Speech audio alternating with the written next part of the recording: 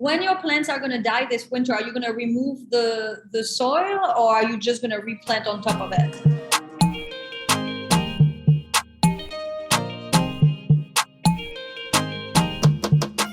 Hello and welcome to the Handy Women YouTube channel. I am your host, Geraldine Anello. I'm the founder of the Handy Women community, which you can find at the link below, and join us, thousands of badass women.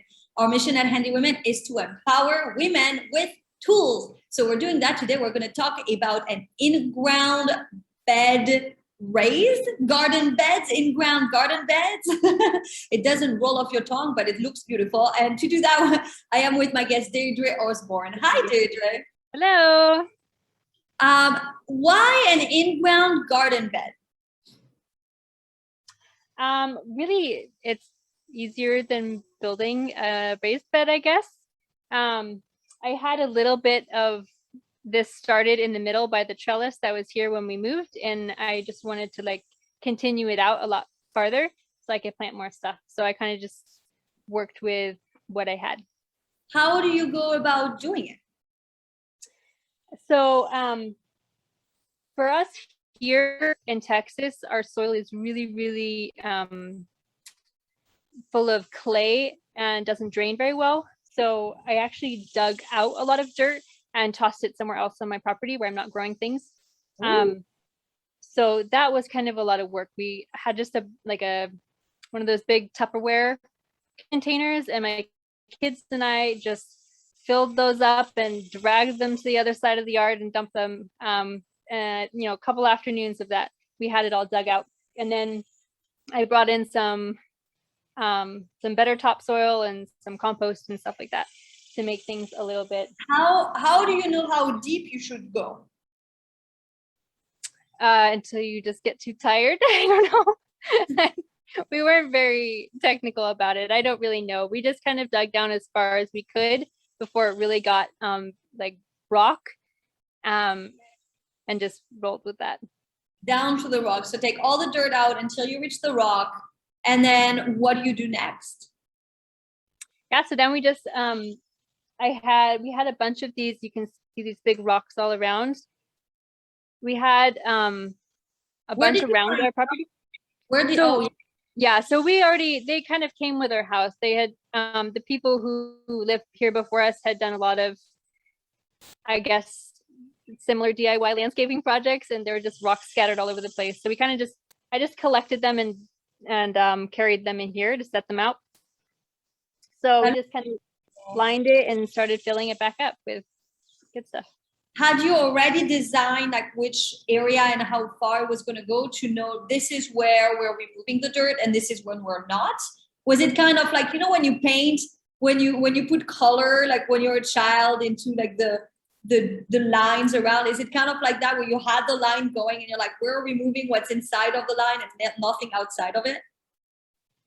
Sort of, roughly. I'd say we definitely colored outside of the lines on this project. We kind of would just keep going until either we hit, we have a couple big trees in the yard, so we'd go until we hit a root system, or it looked good and we just decided to stop. It was very free form artistic expression. So then you added those stones and rocks that you already had, and what came next?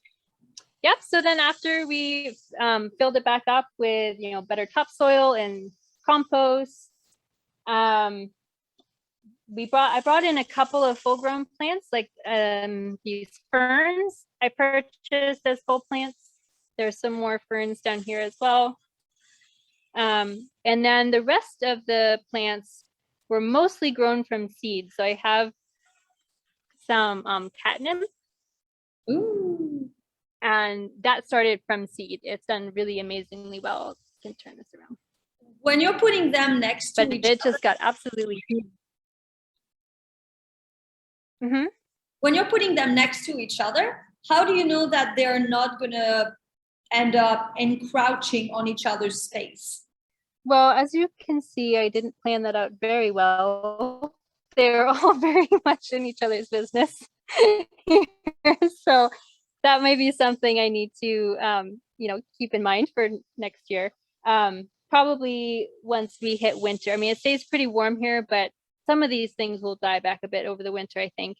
And I may have to kind of relocate some things, but usually when you buy a plant or buy the seeds, it will tell you on the packaging, like how far apart it needs to be from neighbors and stuff. So in theory, you could follow those directions. When your plants are going to die this winter, are you going to remove the soil, or are you just going to replant on top of it? Right. So a lot of what we have are perennials. So they will just kind of maybe drop their foliage and die back a bit, or we cut them back. And then they'll come back themselves in the spring. So for most of the garden, that's what will happen. So we kind of don't really need to do much of anything besides like tidying it up. But for things that will not be coming back, I will probably just lop them off, but leave the root system in the ground to decompose over the winter and kind of add a little bit of nutrients back to the soil. So how long was this whole project from beginning to end? I think probably for the digging and stuff and getting it set up, probably just 2 weeks-ish maybe. But then for the plants that were grown from seed, that was kind of a longer project because they were started indoors back in maybe January, in a closet with like a grow light and stuff like that. Oh, wow. And then so you were ready to plant them in summertime and they were already full blown. Mm-hmm. Yes. That's great. If there was anything you would change in retrospect, what would it be? I think, probably the biggest one we already touched upon was not crowding things. But I was kind of treating, this is really my first year of like gardening for real, besides like a couple pots here and there. So I've really kind of treated this year as like a learning time. And I'm trying to just kind of see like what things are happy here, what things aren't, given our particular set of conditions. So I'm kind of just letting it do its thing. And then next year, I'm going to try and implement what it's shown me this year. This is great. Well, congratulations. Thank you so much for showing us. Yeah. If you're watching, write it down. Do you do your own landscaping? Do you have your own garden? Did you do your own raised bed or underground bed? Let us know in the comments and make sure to like and subscribe for more. Thank you so much, Deidre. Thank you. Bye. Bye.